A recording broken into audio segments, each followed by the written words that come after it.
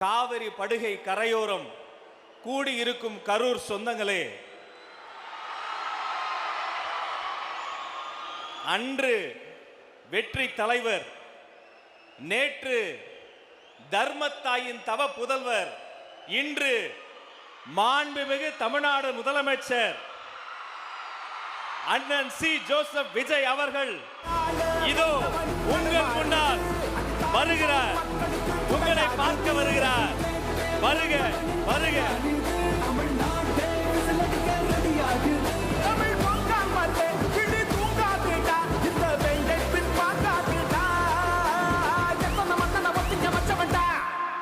நான் தன்னந்தனியாளு நீ நம்ம பாரு.